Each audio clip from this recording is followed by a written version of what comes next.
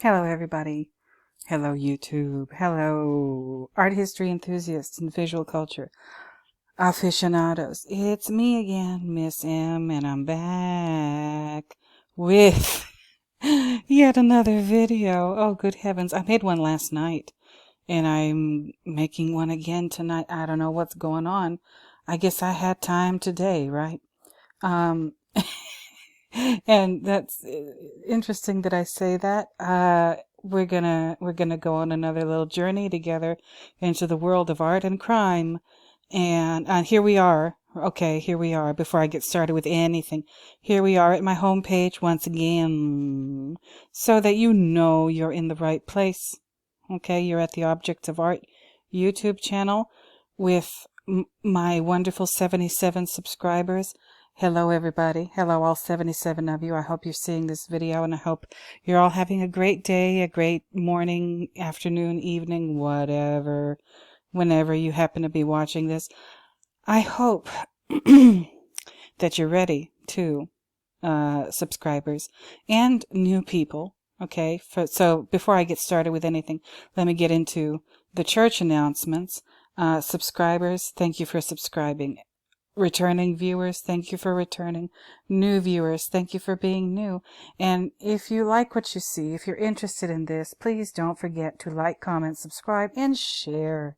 Share this material, this nonsense, this madness, this pandemonium with somebody, if you know somebody who might be interested in this. I'm having fun. I think I'm going to start getting back into the groove. I don't know if I'm going to do a video every single last day, but I'm going to try and do as many as I can, as often as I can, because I know, I just feel good. I like this. I like making these videos. It makes me happy. All right. And I hope I'm making at least some of you at least somewhat happy. My latest video was yesterday, actually, Erica Jane and Tom Girardi's art auction, something ain't right, art talk. And I even put a date on it. Today, I think I'm going to do an art crime video. Oh dear. Oh, see, I'm already messing up. It's going to be a continuation of this here, the Orlando Museum of Art caper. There's more stuff. There's, new developments, new fuckery. It's going to be fun. I just found an article, a follow-up article at the New York Times, and I said, oh shit, here we go again. Here we go again with this bullshit. I haven't read the article yet. You're gonna get my real gut reaction, my visceral, if you want to be real classy about how you say gut reaction, my visceral reaction to what I see. Okay. In this, I saw it and I said, oh, this calls for a video. But once again, we're still in the church announcements portion of the video. So before I get into reading the nonsense and the fuckery and the foolery and the fakery and the forgery and the crime, the criminality, let me go ahead. I already said like, comment, subscribe. And yes, this is a paid only if you click on something and buy it video. I found another cute little thing at Amazon. You're gonna love it. Ooh, you're gonna love it. Hold on. Let me click on it. Kaboom! There it is. There it is. Stanley Kubrick's Napoleon. The greatest movie never made. Oh! Those of you who have been with me for a little while, those of you who know how much of a shining aficionado I am, and those of you who are here because you yourselves are also shining aficionados, you can probably appreciate this. Yes, it's a hefty ass price for this thing. This must be a collector's item. I don't think I'm going to be buying this, but I wanted to show you guys. I feel like show and tell, right? Like in kindergarten or whatever, and you bring your favorite toy or whatever to class and you want to tell all your little friends about it during show. That's how I feel. Oh, yeah, it is a collector's item. A collector's edition is limited to 1,000 numbered copies. Okay, that's why it's so fucking expensive. Okay, listen. I don't know if I'm the best like spokesperson for this stuff because I use my language and everything, but oh, look at this. Look at this. Stanley Kubrick's Napoleon, the greatest movie never made, hardcover, November 17th, 2009. Okay, it's by Stanley Kubrick, and I guess Alison Castle is the editor. Right, $2,816.78. I don't know what they're going to do with those 78 cents. Why didn't they make it a nice round figure? I don't know. I just don't know. But look at this thing. Look at the cover. I didn't even know he was going to make a movie about Napoleon, and I'm kind of interested in Napoleon personally, just because I like historical figures and what have you. So this is the cover. Gorgeous, gorgeous. And wait till you see the inside. Okay, this is the back. This is the sleeve that it comes in. Okay. The greatest movie never made. That's what this ribbon says. I don't know what it says here, but N. Probably stands for Napoleon, right? Yeah. And ooh, look at this spine of the book. So pretty. So pretty. And this is what's inside of it. So this thing is just a shell. It's not the actual book cover. It's just a box. Okay. And this is what you get in here. All of these little books. All these little books. When you open up the box, the shell, it's hewn out. Okay. So the inside of this thing is hollow, like for hiding stuff, right? And you get all these little books in here and everything. Illustrations of, I guess, what the costumes would have looked like. And even the saddles for the horses and helmets and swords and, ooh, oh me, oh my. Look at this. Oh, are these, oh, are these photographs of, like, the actors that would have been in the movie had it been made? Are these like costume designer photos? I don't know. And this cute little dog back here. But like, wow. Wow. Oh, is this his bedroom, like on Elba or something? I don't know. I don't know. What is this? Oh, Metro Goldwyn Mayer, Napoleon. That's what it says around the N. All right, Stanley Kubrick, Napoleon, the greatest movie never made. Isn't that a shame? Isn't that just a crying shame that he didn't get around to making this movie? It probably would have been awesome. Anyway, let me read this. I don't know if I'm going to read all of it, but I might as well. If you're here and you're a Kubrick aficionado, you're going to appreciate this. So, Kubrick's unfilmed masterpiece, tucked inside a carved-out book, all the elements from Stanley Kubrick's archives that readers need to imagine what his unmade film about the Emperor might have been like, including a facsimile of the script. Oh, this collector's edition is limited to 1,000 numbered copies. Okay, so I guess that makes sense why it costs so much. I wish I could afford this. If you all want to buy it for me, let me know. I'm not too proud to beg. Not for this. Oh, if I could have this, that would just, oh, that would make my year. I should start an Amazon, like, wish list. Ooh, I just had never mind. I'm not going to beg. Hold on. For 40 years, Kubrick fans and film buffs have wondered about the director's mysterious unmade film about Napoleon Bonaparte. Slated for production immediately following the release of 2001, A Space Odyssey, Kubrick's Napoleon was to be at once a character study and a sweeping epic, replete with grandiose battle scenes featuring thousands of extras. To write his original screenplay, Kubrick embarked on 2 years of intensive research with the help of dozens of assistants and an Oxford Napoleon specialist. He amassed an unparalleled trove of research and pre-production material, including approximately 15,000 location scouting photographs and 17,000 slides of Napoleonic imagery.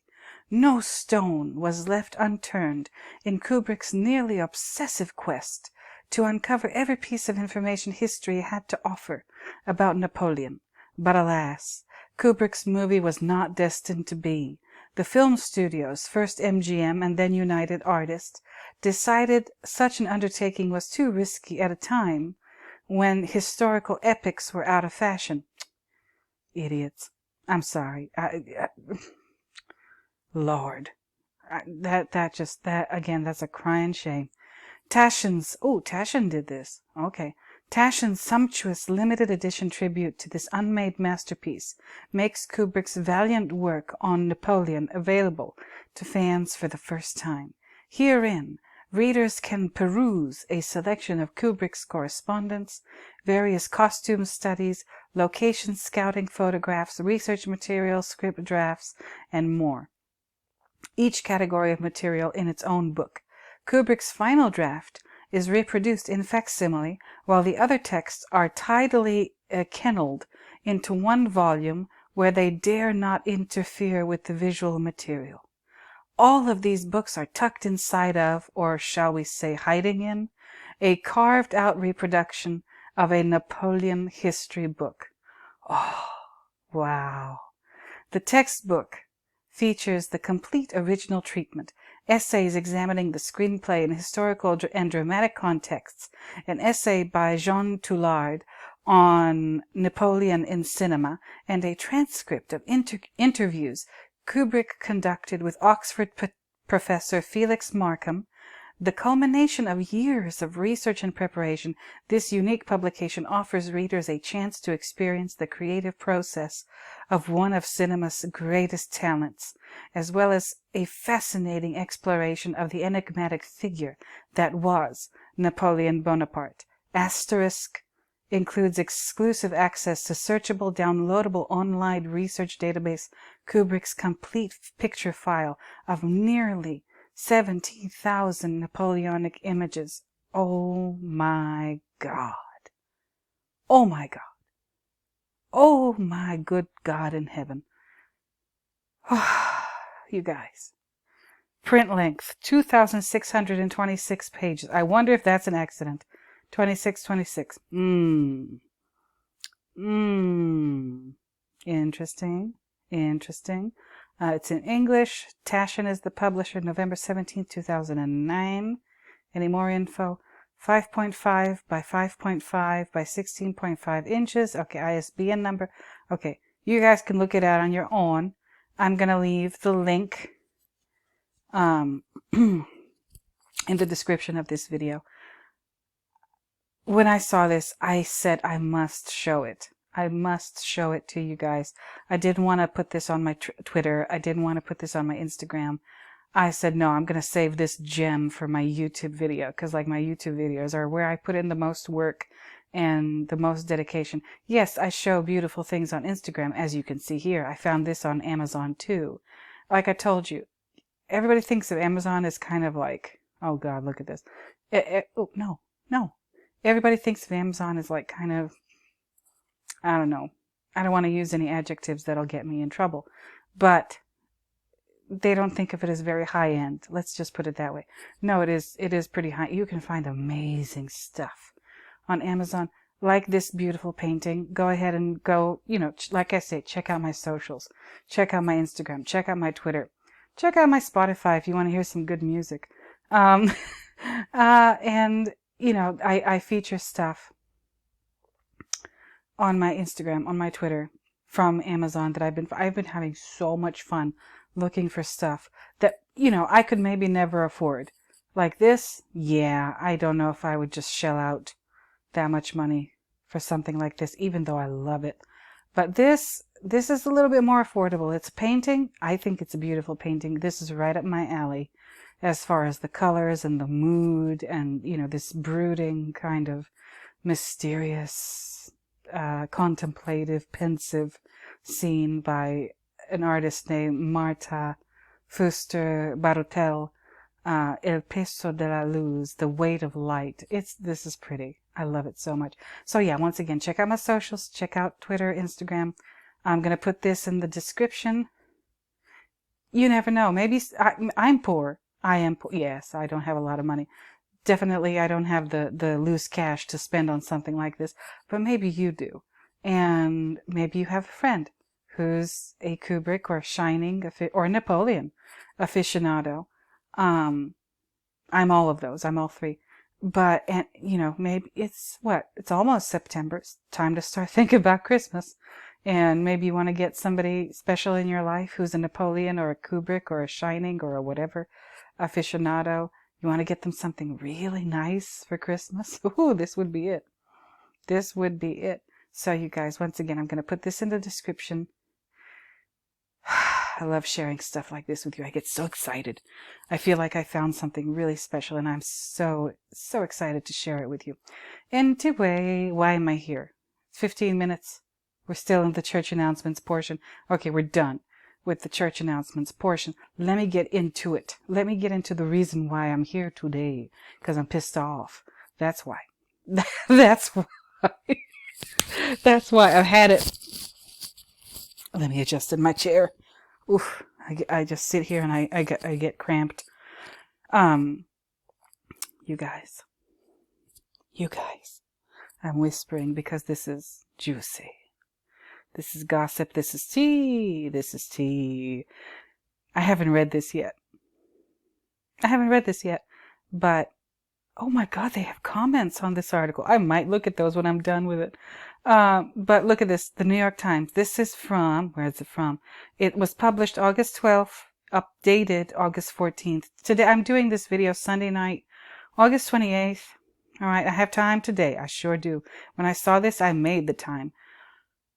After Basquiat raid, Orlando Museum faces crisis of credibility. Oh, really? Okay. The OMA cancels 3 shows. Some donors shift their support, and a celebrated collection to the Rollins Museum of Art. Okay. All right. Is this it? I've never been to this museum. Is this the building? The Orlando Museum of Art has been trying to reassure the public and rebuild confidence after an FBI raid in June removed 25 purported Basquiat paintings from the museum's walls. Okay. Is this the one who wrote the other article I covered? Brett Sokol? Listen, Brett, you're doing a great job. Thank you. Orlando, and I'm going to link to this article, of course. You need a subscription to read this. I do have a subscription. If you don't, that's okay. That's why I'm here. But if you have a subscription, you can click on the link and read this yourself and analyze it in your own time.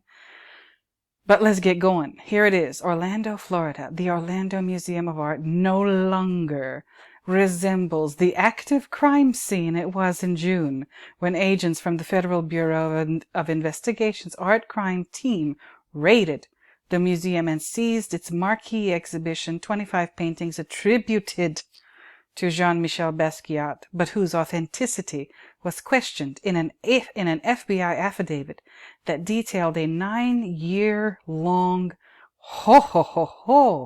9-year-long criminal investigation into the artworks. 9 years. Shout out to Supercent. 9 years. 9 years, you guys. The nerve of these people to do something that would require the FBI to investigate them for 9 years. And now I know the FBI has been in the press lately. I'm not stupid. Okay, maybe I am, but I'm not that stupid. So I've been reading all the stuff. Yes, I have an opinion about it. Am I going to share it here? Oh, hell no. I'm not going to alienate any one of you. There are 77 of you. I'm going to keep all of you. Because as far as politics and stuff, I usually keep my mouth shut in forums like this. So, there's some, the FBI is getting a whole lot of criticism from all different sides. And you know what? You know I'm a fan. So, if you've been riding with me since February of this year, that's when I started this channel. You know I'm a fan of the FBI. You know I think they do good work. Like this here. Oh, this is good. Even if, you know what, even if you don't trust them totally, they did some good work here. 9 years, that is dedication. These are some dedicated people at the, what's it called, art crime team. They raided this museum. I would have loved to see it. I would have loved to be one of those people there when the FBI showed up in their SUVs. Okay. Ooh, that would have been fun. I would have taken pictures. I would have put it on social media. Yes, I would have said, look at this shit. Isn't this something? Anyway, A television news helicopter no longer buzzes overhead while broadcasters in the sun-baked parking lot muse about the fate of the paintings and their owners, who marketed them to prospective buyers as having an appraised value of 100 million. Now the museum is hoping to get beyond its role at the center of a headline-grabbing art scandal, and is trying to reassure the public, the art world, local officials, donors, and its own staff that it still has a culturally vital role to play in serving the community. Ooh, boy, oh boy, oh boy. Alexander Rogers, I'm going to shout him out again. This is what we call backpedaling and pussy popping. Yes. Yes, it is not. Yeah, it's not going to be easy. Of course it's not. The museum has cancelled the next 3 exhibitions planned by its former director, Aaron de Graft. That one, the procurer, remember? Remember from this video down here? Yes, I called him all kinds of shit. I don't know the man, but I'm just basing my opinion on what I read here. Planned by its former director, the procurer, Aaron de Graft, who brought in, well, he is a procurer, I guess, if he brought these in. He brought in the Basquiat show, and who was fired by the Board of Trustees just 4 days after the FBI pulled the disputed Basquiats off its walls. The Basquiat exhibition has been scrubbed from the museum's website. Boxes of the show's 163-page catalog, as well as piles of museum-branded Basquiat merchandise, have all been carted from the gift shop into the museum's basement, according to several employees with knowledge of the move. Are they still speaking on the condition of anonymity? Are they still scared? They didn't put that. Maybe later. I don't know. That shit is going to become collector's items. Those t-shirts and whatever they were going to flog to the people visiting this exhibition. Ooh, look at this. This caption on this photo. Law enforcement personnel outside the Orlando Museum of Art on June 24th, 2022. The FBI seized paintings attributed to the artist Jean-Michel Basquiat after questions about their authenticity. Okay. Yeah, so all their shit is in the basement now. All their merchandise, the merch, right? The merch. And these catalogs. Remember that woman I talked about in this video down here? This from a month ago. What's this called? Orlando Museum of Art, Basquiat Conspiracy and Wire Fraud, True Crime Art. Yeah. What was her name? Joanna Moore Sageza or something like that. The one that was the Basquiat scholar who co-signed this bullshit. And then de Graaf, the procurer, told her about herself in that email and told her to stick to her limited lane and basically keep her mouth shut and, like, you know, she took the goddamn money. She got $60,000 to write her little essay for this 163-page catalog. Now she's saying that, ooh. Go ahead and look at. I'm gonna put that video in the like suggested video thing that pops up over the video at the end of the thing. You'll see it. So if you want to watch that, go ahead. I encourage you to watch that. Let me keep it moving. While the FBI's affidavit cited evidence pointing to possible crimes of conspiracy and wire fraud, it has not filed any charges in the case. What the hell?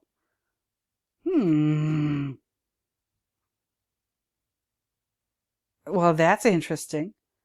So 9 years. 9 years. And all this bullshit, and they still haven't filed any charges? I don't know. I don't know what to think of that. Let me just keep it going. All right, what is this? But the philanthropic ground is already shaking. A half-dozen prominent OMA donors are in discussions to shift their financial support to the Rollins Museum of Art at nearby Rollins College, according to its director, Anna Heller. And one of Orlando's largest charitable organizations, the Martin Anderson Garcia Anderson, the Martin Anderson Gracia Anderson Foundation told the New York Times that it will move its collection of 18th and 19th century American paintings, including works by Robert Henri and John Singer Sargent from OMA, where they had been on loan for nearly 30 years to the Rollins. 6 of the 22 paintings in the collection will be donated to the Rollins outright. Oh, wow. Wow. The foundation's chairman, president, and chief executive T. Picton Warlow IV did not allude to the recent controversy, saying only that the Rollins shared its foundation's educational mission and a desire to reach a more diverse audience of art enthusiasts in our community. Okay. Some members of the city's arts communities, Heller among them, are now publicly calling for the resignation of Cynthia Brombach. Oh, yeah! I love this shit. Cynthia Brombach, the chairwoman of OMA's board. This did not begin and end with Aaron de Groft, Heller said. He reported to a board that has oversight, that has fiduciary responsibility for that museum. Oh shit, that's what I was saying in this video down here. I mean, this thing, watch it. I know it's over an hour and a half long, but it's worth it. And I talk about this. What this person here, what is that person's name? Picton Warlow IV. He said, I don't know if it's a he, or I guess it's a he. If usually men have numbers behind their names, not women. But I'll read this again. This is important. He said, I'll just go ahead and call him he. This did not begin and end with Aaron de Groft. That's right. Oh no, Heller is saying this, not Warlow. Heller is saying this. This did not begin and end with Aaron de Groft. He reported to a board that has oversight, that has fiduciary responsibility for that museum. Yup, I told you about that. The buck does not stop. In these kind of organizations, the director of the museum, whoever you think is like at the top of the totem pole, no, that's just the front boss, as they would say in the mafia. Okay? That's the front boss. The real, brains of the operation, the mastermind, you don't even know their name. You've never seen them. Okay, so Aaron de Groft was the front boss. All right. This board, though. This board, they're the real. I'll just go. You know, I like to use language, and this is my channel, and this is my opinion. So whatever. The board, those are the real sons of bitches. Okay, those are the ones that told Aaron de Groft, the procurer, what to do. All right. Yeah, he reported to a board that has oversight, that has fiduciary responsibility for that museum. This did not begin and end with Aaron de Groft, the procurer. Okay? This is an extremely important point. And this person, this Heller person, and I forget what that person's first name is. And Ina from the Rollins. Ooh, hold on. So Ina Heller is the director of the Rollins. Ooh, Lord. So Ina is throwing shade. She is throwing shady shade. She's throwing the whole damn tree. Not just a little bit of shade. My God. And I don't blame Ina. I don't blame Heller. Ooh, no. This is the juicy stuff that I like. I wish I had a cup of tea, because this warrants a good scalding cup of tea. Heller, let me continue. Heller cited the FBI subpoena sent to OMA on July 27th, 2021, nearly 7 months before the exhibition opened, demanding any and all communications among the museum's employees, its board, and the owners of the artworks. And now I guess this is Heller speaking again. Me and my stuttering, I'm sorry. Heller, this is Heller speaking. There is a reckoning that ought to happen here, the director said. What happened at the Orlando Museum of Art has put us all back by many years. There are people in the community who are very angry, rightly so. Ooh. I wonder, viewers and listeners, whether or not you can guess what I'm thinking after just reading that. Let me read it again, because this is juicy. There's a reckoning that ought to happen there, the director said, Ina Heller. There's a reckoning that ought to happen there. What happened at the Orlando Museum of Art has put us all. What happened at the Orlando Museum of Art has put us all back by many. Who is us, girl? I assume Ina is a woman's name. There are people in the community who are very angry, right? What community? Who is us all? And what community? Us all. Us all. And the community. Community. What community? What community? I wish she would be a little more specific. Ina. I wish Ina would be a little bit more specific. What community? You could probably guess what I'm thinking. She's pissed. They're gonna get the spillage over from the Orlando Museum. The Rollins place is gonna get their stuff, right? And they're gonna, I guess, take advantage of the fact that the Orlando Museum has sullied its own reputation. Okay, cool. However, let me read this again. And maybe you can let me know in the comments why you think I'm fixated on this little passage here. What happened at the Orlando Museum of Art has put us all back by many years. There are people in the community who are very angry, rightly so. Us all and community. Let me know in the comments if you know why this is suspicious. As, again, Bailey Sarian, shout out to her, would say. Huh? Why is that suspicious? Why do I think that's suspicious? Let me know in the comments. Here's this. Portrait of John Singer Sargent of... A portrait by John Singer Sargent of Francis Brooks Chadwick, 1880, is part of a collection previously on long-term loan to the Orlando Museum of Art that will be transferred to the Rollins Museum of Art. Okay. Brombach issued a statement. Brombach, is that the one? She's the real brains? I don't know. Brombach issued a statement after the FBI raid saying that OMA was extremely concerned about several issues. Were you concerned before all this shit happened? Were you concerned before they raided? Were you concerned for those 9 years when they were doing their investigation and gathering all that evidence? And when you all were threatening your employees with termination if they talked to anybody? Were you concerned back then, Brombach? Oh, Brombach issued a statement after the FBI raid saying that OMA was extremely concerned about several issues with the Basquiat exhibition, and we have launched an official process to address these matters. Oh, the nerve. The audacity.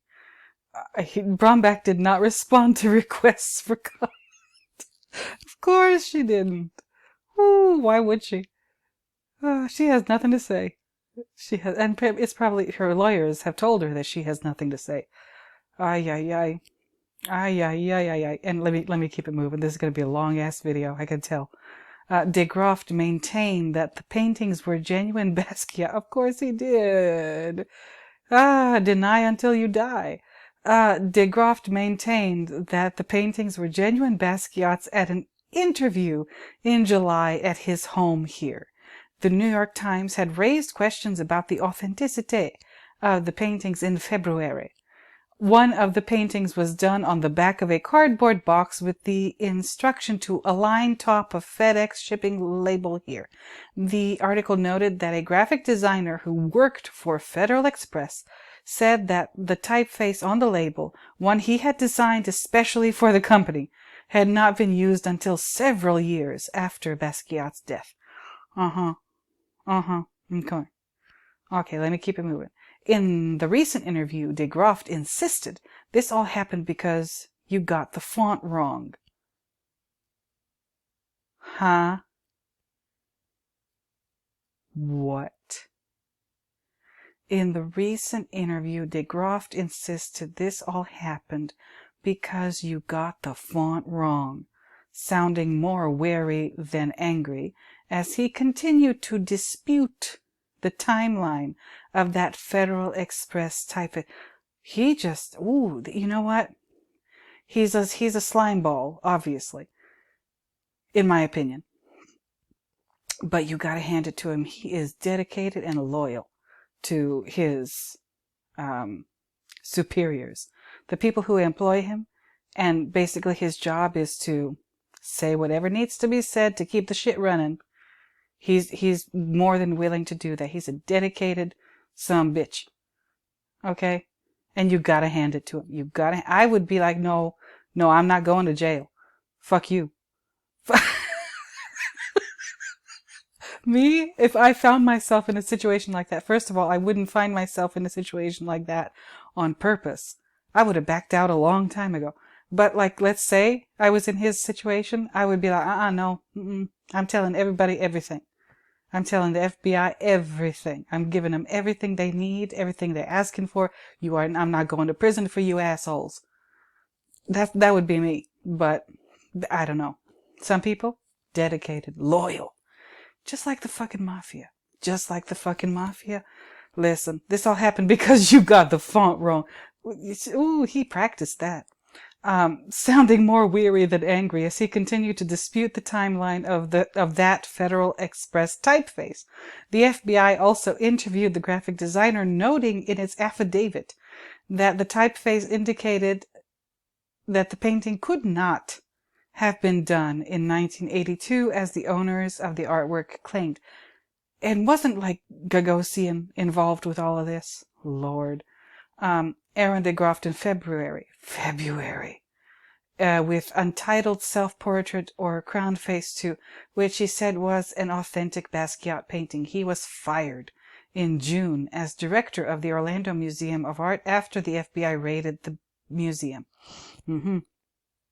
Okay. De Graaf said that new evidence would emerge that would vindicate him.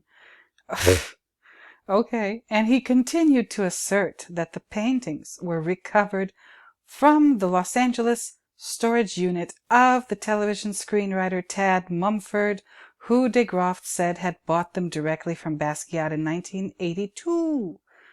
Oh Lord, they are besmirching the name of a dead man. This video, watch it.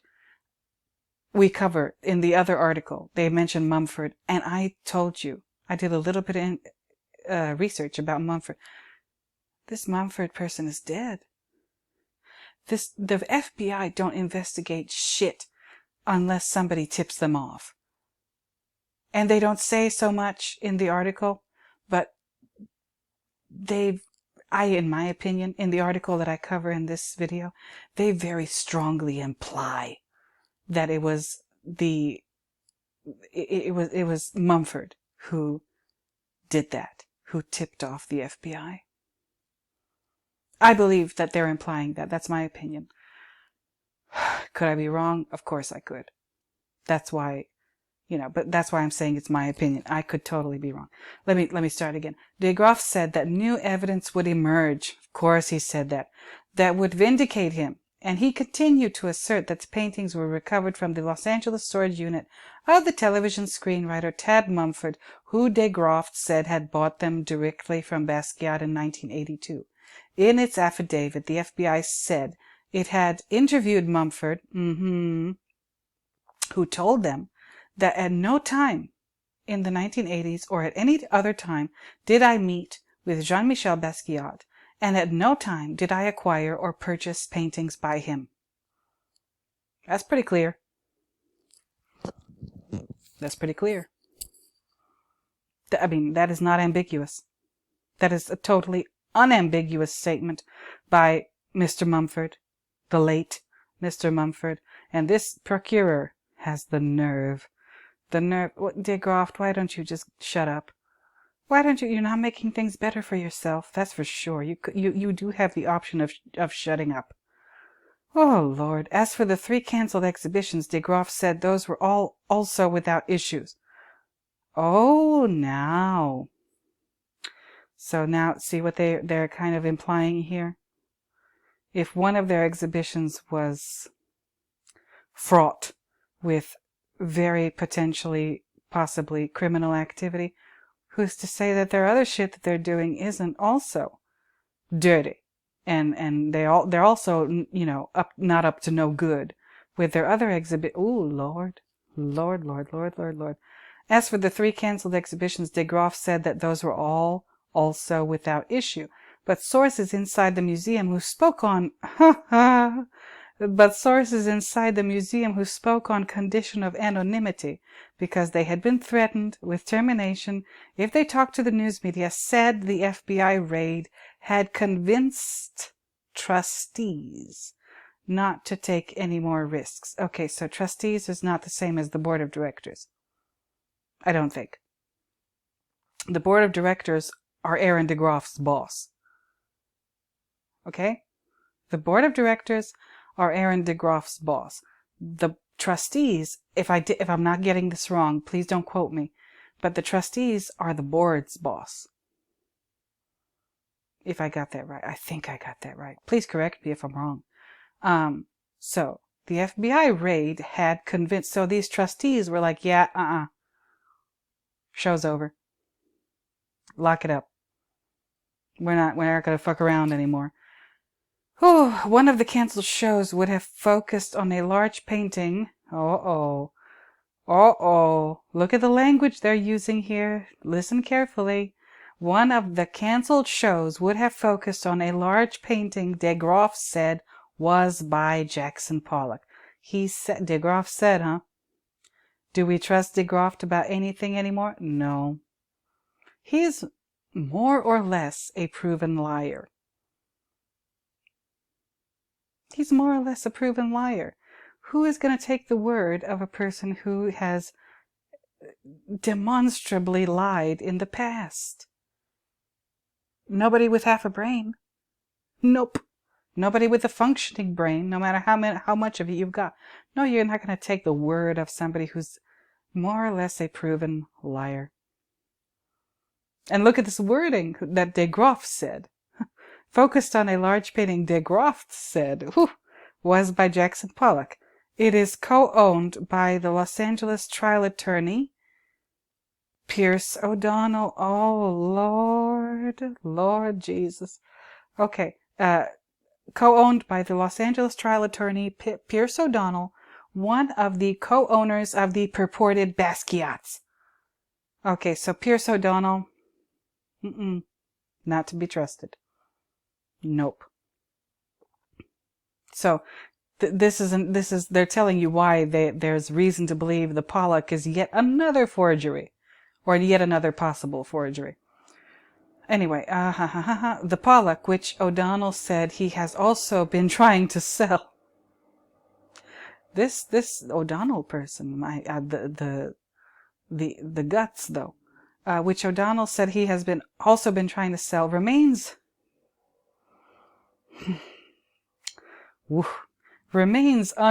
unauthenticated by the artist estate, whose Pollock-Krasner Foundation ceased such evaluations in 1996 because there were so many goddamn forgeries, probably. Ooh, it is also specifically cited in the same FBI subpoena sent to OMA in July 2021, demanding all private correspondence related to it. Wow. So the FBI weren't just, in those 9 years, right? They weren't just investigating the Basquiat, the probably forged Basquiat paintings. They were investigating anything connected to this Pierce O'Donnell attorney person. Ooh, this is good. This is better than TV, as they say. The second canceled show was to feature. Oh Lord, what is this? The second canceled show was to feature a set of Michelangelo drawings, which several museum employees said had roused internal concerns regarding their proper attribution. The third canceled show, the third canceled show was a traveling exhibition of artworks by the wildly popular British artist Banksy.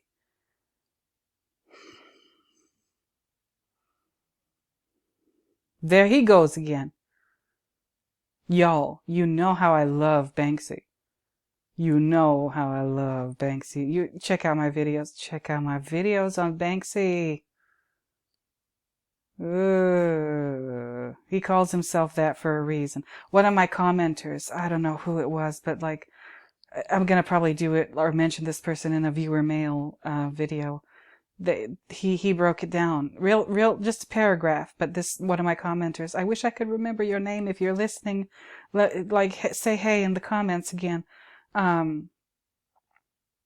He said, oh, but you know, Banksy, his art started appearing at around the same time as this like gallery or set of galleries also got going, and you know that's quite a coincidence, isn't it? I'm paraphrasing what my commenter said. And commenter, if you're here, if you're listening to this, please chime in. Please give us a hey in the comments. Yeah, the third canceled show was a traveling exhibition of artworks by the wildly popular British artist Banksy. Oh dear. Oh dear, dear, dear, dear, dear. It had been organized by a private for-profit company, and Banksy, what? And Banksy himself had disavowed it as one of several exploitations of his fame, writing on his website that it might be crap, so please don't come to us for a refund. Oh, you son of a bitch. He has the nerve. Banksy. But is Banksy one person, a collection of people, an entity? I don't know. But he has the nerve to write this on his website. Oh, these people are dirty. Dirty as hell. All of them. All of them. All of them. Banksy. Banksy needs to shut up. We don't want to see you. He's anonymous. He's never shown his face. Good. We don't want to see it. Oh, I shouldn't say we. Me, Miss M. I don't want to see it. Banksy, this fraudster. He should have, would have, could have, might as well call himself Fraudsy. Forgesy. Banksy. It's a money laundering operation. For God's sake, they're making it utterly obvious by choosing a name like Banksy. I'm sorry, that's my opinion. Anyway, let me keep it moving. I'm getting a little too worked up over this. What remains on display on OMA's walls doesn't involve bold-faced names. Basically, like their entire like you know, whatever the draw was for people to come and visit their museum, that's gone. Okay, all the good shit is gone. Doesn't involve bold-faced names, but is no less impressive in its own right. Its annual Florida Prize in Contemporary Art. Oh, Lord. A survey of statewide talent by the museum's chief curator, Hanson Mulford, and associate curator, Coralie Claesson Glazon. Still, this kind of support for Florida's art ecosystem has been overshadowed by the Basquiat issue. Okay, let me break this shit down for you. Let me read this again. What remains on display on OMA's walls doesn't involve bold-faced names. Okay, we got that already. But is no less impressive in its own right. Look, this person, I don't know why they're... The writer of this article, what's his name again? Let me go find that. Brett,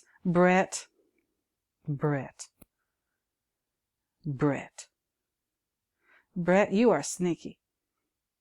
And I love it. But Brett, you are sneaky. This is the kind of sarcasm that is more or less undetectable. In my opinion, this is what I think Brett Suckle is doing. I'll read it again. Just let me know in the comments. If I'm probably going to explain it at least somewhat, but let me know if you can pick up on the sarcasm here. Okay. What remains on display on OMA's walls doesn't involve bold-faced names, but is no less impressive in its own right. Its annual Florida Prize in Contemporary Art, a survey of statewide talent by the museum's chief curator, Hanson Mulford, and associate curator Coralie Claesson Glazon. Still, this kind of support for Florida's art ecosystem has been overshadowed by the Basquiat issue. Listen, this place is probably dirty through and through. All right, and this competition, is it? Florida Prize in Contemporary Art, a survey of statewide talent by the museum's chief. They're probably searching for artists who are willing to play ball.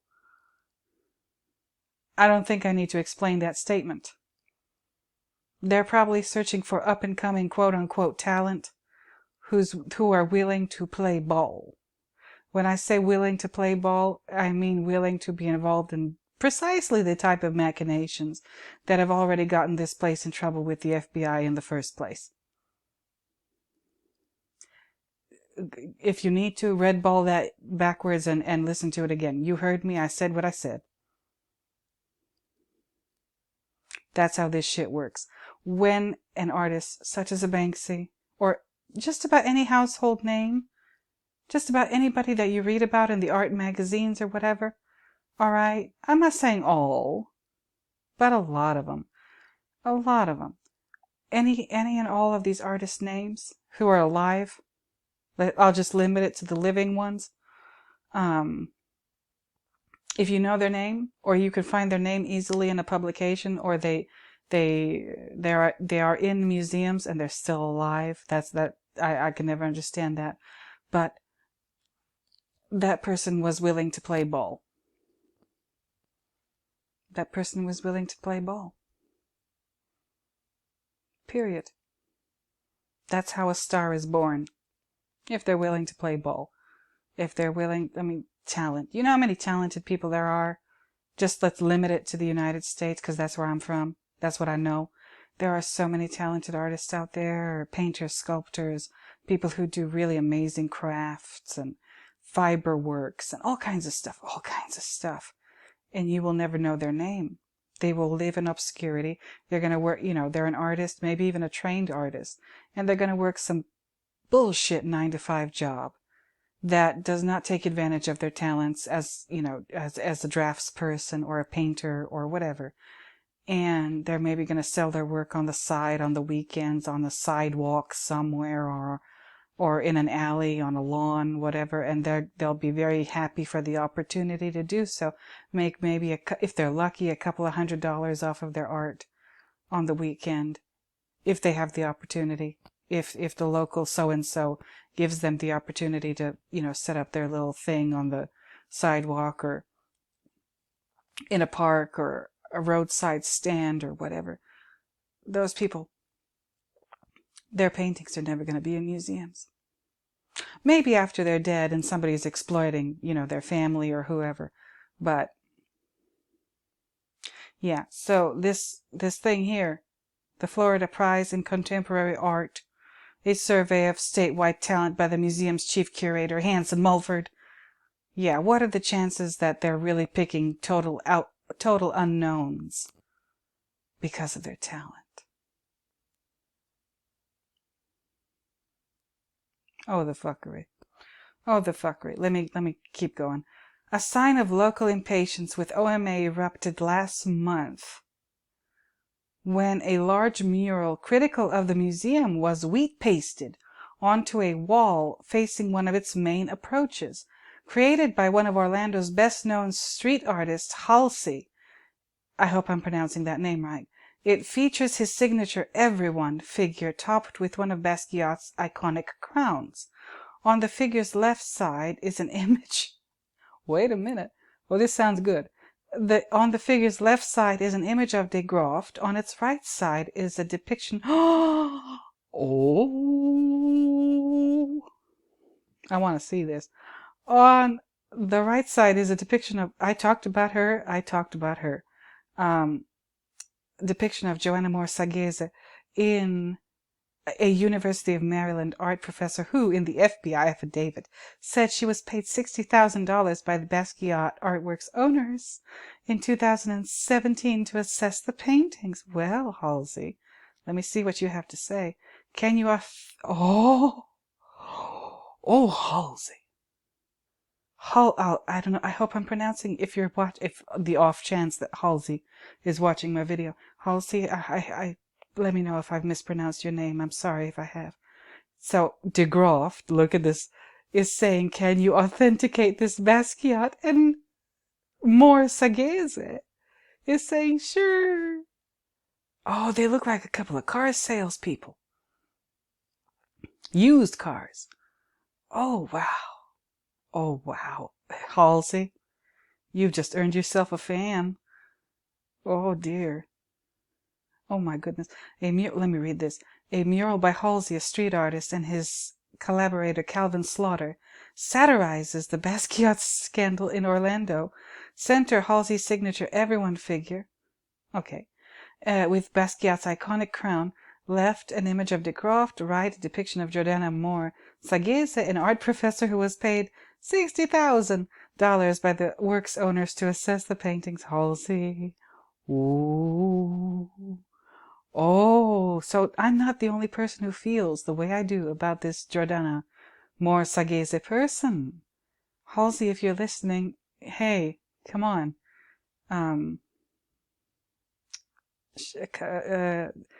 Say hey in the comments if you are listening, because I'm kind of into this. All right. The mural is not.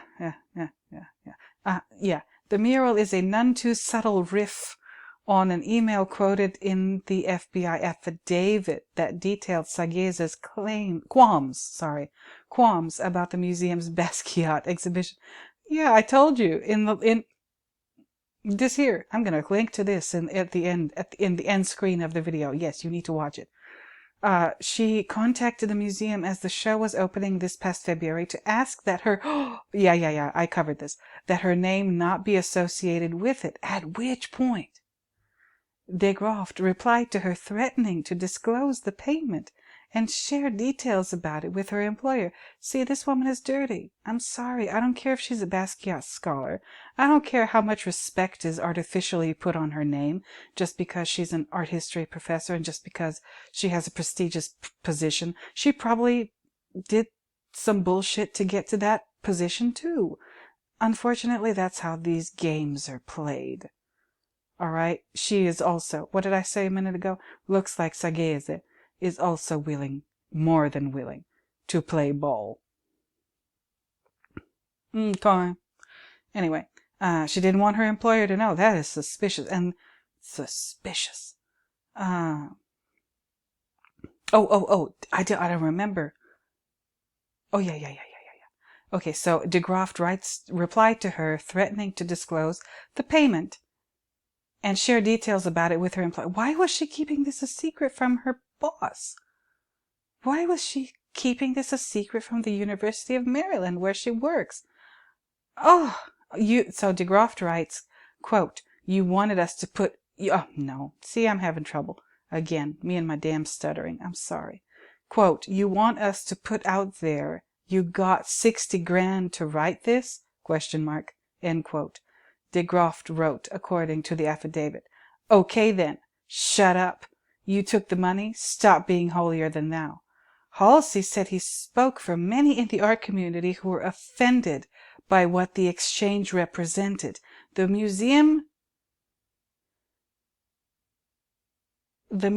director was trying to get people to come to the museum any way possible, whatever it takes, Halsey said. The whole thing just devalued Orlando. Yeah, pretty much. The building Halsey chose for his mural belongs to the Renaissance Theater Company, whose co-founder and artistic director, Donald Roop, said he was flooded with congratulatory messages as photos of the mural went viral. Though the mural's appearance caught him by surprise, he agreed with Halsey's viewpoint. Of course you did. We're starting to hold people accountable, which hasn't been prevalent before, Roop said. That's encouraging. You know what this reminds me of? This whole thing. What does it remind me of? The Me Too thing. I'm sorry. I see way too many similarities. Let me know in the comments if I'm wrong. I'm open to being corrected. Yes, I am. But this reminds me way too much of the Me Too thing. Like, everybody was Harvey Weinstein. Everybody was his bestest best friend before all the shit happened, right? But all those people, all those very influential people, knew everything. They knew everything. Before the shit hit the fan, before the shit, started being common knowledge among not just the insiders of Hollywood or whatever. Like, people knew he was a piece of shit. People knew Harvey Weinstein was a piece of shit. And they were all his friend, and they wanted to be his friend, and they wanted to ingratiate themselves to him. And there's like, if you have the time or whatever, go ahead and look for it. Miss Meryl Streep. Go ahead and find the video, I'm sure it's out there somewhere, of her fawning over Harvey Weinstein at an awards show. Now, what does she have to say now? And all of these people who just thought he was the most wonderful person before the truth came out about him. Before they could no longer pretend that they didn't know. They can't pretend that they don't know, or that they didn't know anymore. Now is he their friend? Of course not. That's kind of what's going on here. Like, these people, all these people in this industry, just like Hollywood, just like, the financial sector, whatever, they all know this shit. And they have known. The FBI has been working on this for 9 years. For this museum, for this particular case. I hope they're working on some other shit too. Look, I told you they take their damn time. They take their sweet damn time. And it's a good thing that they do, because in those 9 years, in this particular specific case, the Orlando Museum of Art, that was plenty of time for them to keep fucking up. And fucking up and fucking up and fucking up and fucking up some more. And then, like, when they finally made their move, like, yeah, it was undeniable. They couldn't say, no, we didn't. Yeah, no, there was a misunderstanding. No. 9 years worth of bullshit? Yeah, no, that's not a misunderstanding. That is deliberate. And all these other people at all these other museums and cultural institutions, now they're pretending like they're happy that this happened. That the Orlando Museum is being put in its place and being called out. Yeah, sure. And in the, meanwhile, I would be willing to bet that at least some of those people at those other places, like that Rollins place or whatever, I would be willing to bet, in my opinion, that they're just hoping that the FBI isn't investigating them too. Shit. Anyway, Roop. All right, Roop. We're starting to hold people accountable. Who's we? We're. Really. We're starting to hold people accountable, which hasn't been prevalent before. Why hasn't it been prevalent before, Roop? That's encouraging. Yeah, sure. The street artist known as Halsi at his studio said the drama over the purported Basquiat's just devalued Orlando. I mean, it did, but it didn't just devalue Orlando. Halsey, if you're listening, it didn't just devalue Orlando. It devalued every single last art museum. I'll just limit it to America. It devalued every single last art museum and cultural institution in America, because more or less all of them run this way. More or less all of them are... I'm sorry. I am so sorry. I'm not going to say every person who works at a museum. No, there's good people. There's good people who work at museums. But there's also the DeGrofts of this world. I'm sorry. And same thing with the universities. There was the varsity blues scandal. All of that. People paying for their kids to get into college, and those kids don't deserve to get into that college, like USC. But mommy and daddy's money made it happen. Yeah, that happens. There's also plenty of students who do deserve to be at whatever school and who do have talent and who are hardworking and whatever. But we don't hear about them because they're just too busy like minding their own business, right? Same thing with you, the Sageze woman. Yeah, there are people like her at universities. Yeah, they got their position the way she got her position. And you know, I don't know exactly how she got it, but willing to play ball, like I said. Whew. Listen, how much more of this is there to read? Okay, let me wrap this up. OMA's Board of Trustees has announced that a special task force would implement organizational and communications best practices. What the hell does that mean? Leading this effort is the new interim director, Luder Whitlock. Who the hell is this? A retired pastor and seminary president who also previously led the charitable arm of a local investment management firm.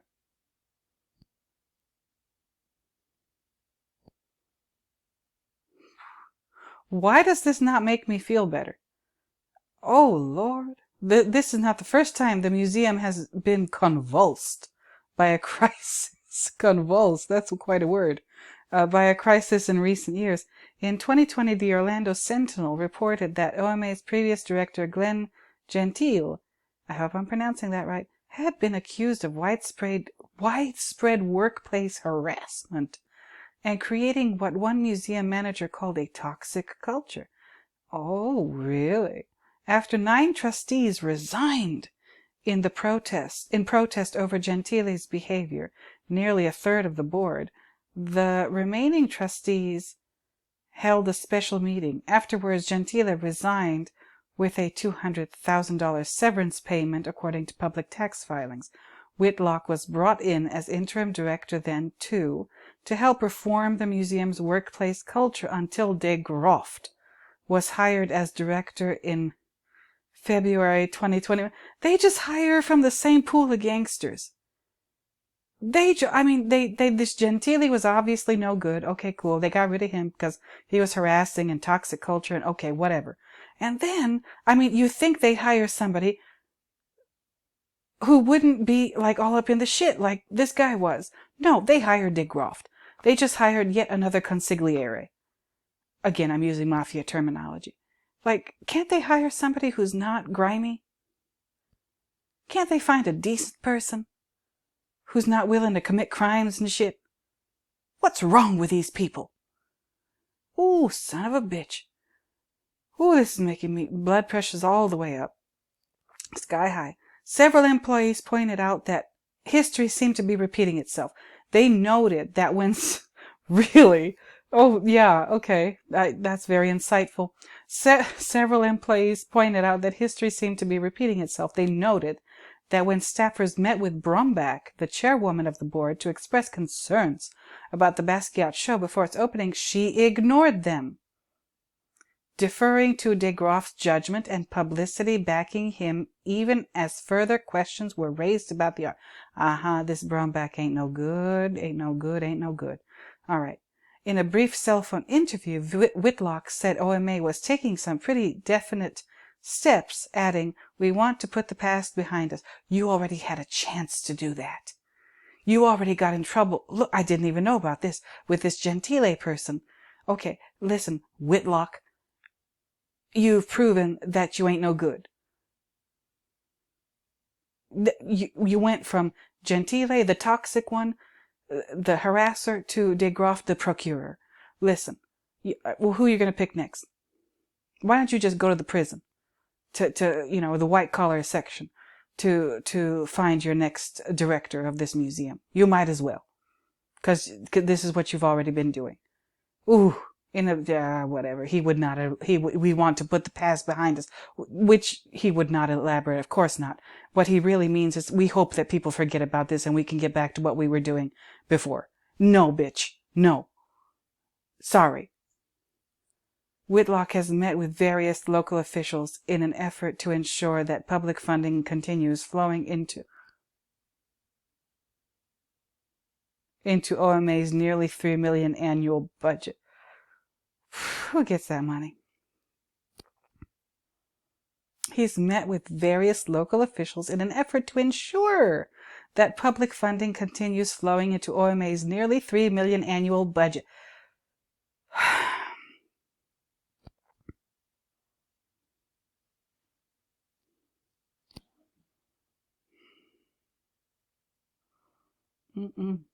Nope.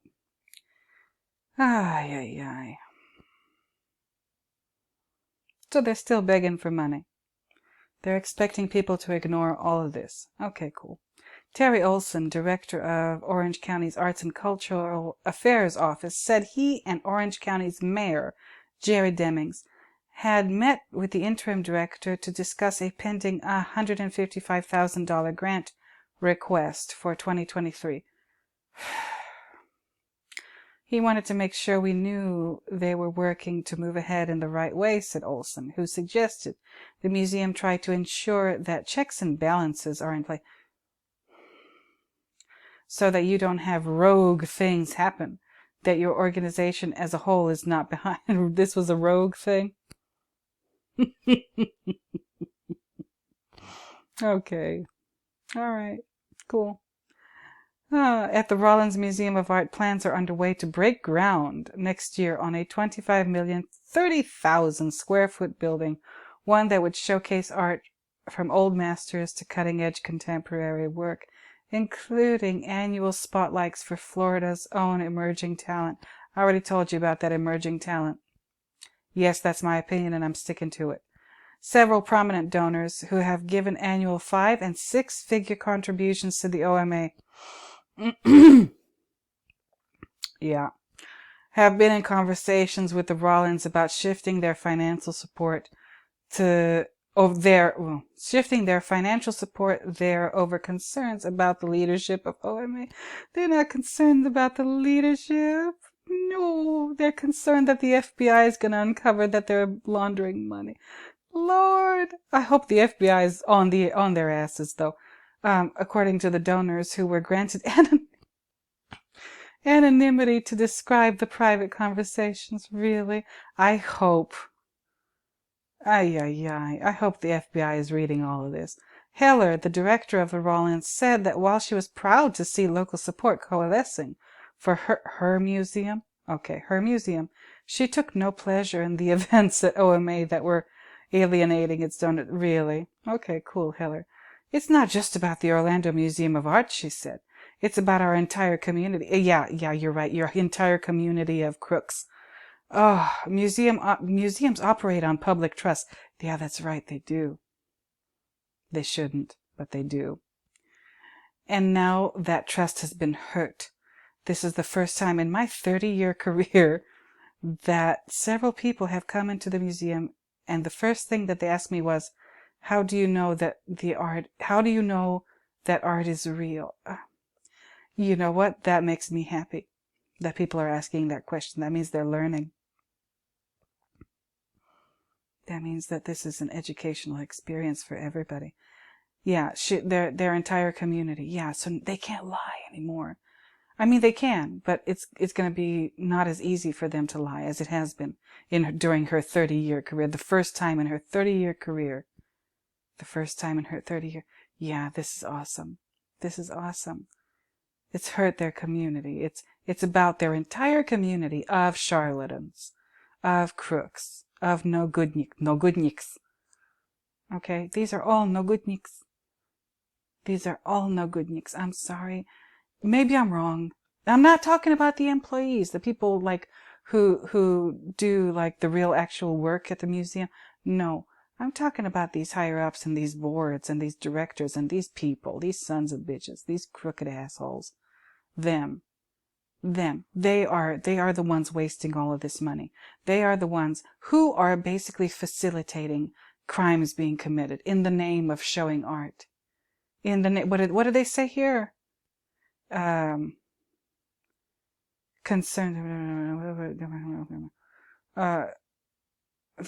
there it is. Sorry. It's about our entire community. Museums operate on public trust, and now that trust has been hurt. It's about goddamn time that trust has been hurt. It should have happened a long ass time ago. Nobody ever should have had trust in this shit in the first place. How that happened, I don't know. How that happened, I don't know. Why do people trust universities? Why do people trust museums? Why? I should do a video on that. But no, nobody should trust these people. They are not to be trusted. There's no reason to trust them. They're in it for themselves. They don't care about your education or your kids' education. They don't care about your cultural enrichment. No, they care about money. They care about getting as much money as they possibly can as in the form of government grants. Okay? And they care, they're donors, speaking on conditions of anonymity, granted anonymity. I wonder why. They don't want people to know that they're donors to this place, because that could also mean some other shit. Ooh, God. Anyway, this is it. This is the end of the article. There's a little addendum down here. Correction, August 14th, 2022. An earlier version of this article incorrectly described the departure of a former director of the Orlando Museum of Art from the museum in 2020. The director, Glenn Gentile, resigned after a special museum board meeting to discuss reports of workplace harassment. He was not fired. Oh, that's so much better. No, I'm being sarcastic. That's not better. That's worse. He gets to harass people and not really have to be held accountable for it. On his resume, he doesn't have to put that he got fired for being a piece of shit at work. He resigned. He quit. He quit. That's how these things work. That's how these things work.